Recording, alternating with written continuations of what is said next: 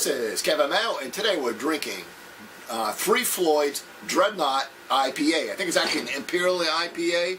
It was bottled on May 17th, and it's 100 IBUs and 9.5% ABV. Nothing on the website about what hops goes into it.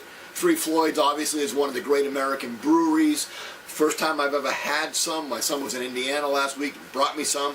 So again, as I always say, my favorite beer, free beer. And this is one of my Father's Day's gift. I did try the warm mullet the other day. That was pretty good. I didn't review it. We just drank it. So we're going to go ahead and give this one a crack and see what we got. As always, if you like the reviews, please subscribe. We're always looking for new friends. And go ahead and leave some comments because we love talking about beer. So let's see what we got here. And we have a darkish yellow on the dark end of it. We got about 2.5 fingers of, I would almost call this tan. It's closer to the brownish than it is to the white. So it's not brown or dark head, but like tan head, small, tight bubbles. There's a little bit of bubble streaming up through it, not a ton, but a little bit. Like I said, it's a little bit hazy. It's got that kind of that big, dank, resinous look to it that some of the IPAs have, that golden, dark color. Let's do the aroma. So, pine, citrus.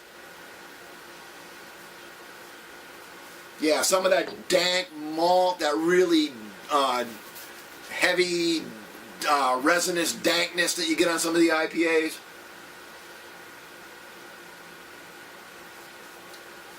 But yeah, and the other two would be, like I say, when I say citrus, I think I'm thinking more lemon, and then there's some pine.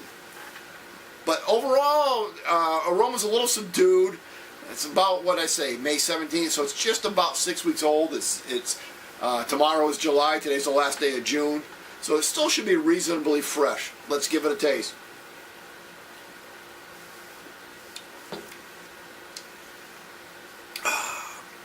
Definitely is a hot bomb. Old-fashioned West Coast. Really got the bitter thing going on. Which, for whatever reason tonight, it's a fairly hot summer night, but it's not too humid. For whatever reason, it's actually hitting the spot pretty good. I'm actually digging this.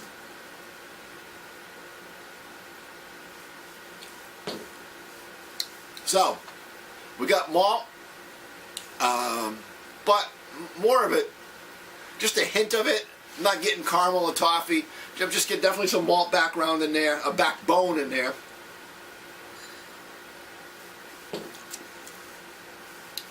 A hint of that lemon.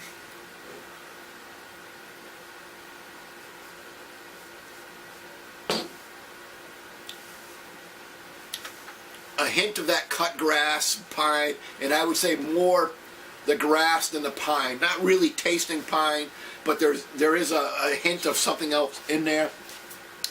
The overall impression is going to be bitter. This is not an IPA for the faint of heart.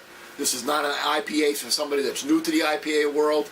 It's not somebody that's all jazzed up on drinking Treehouse and Heady Topper, really floral and bright IPAs. This is, when we first started drinking IPAs 5-6 years ago, this is what we call the big-ass IPA.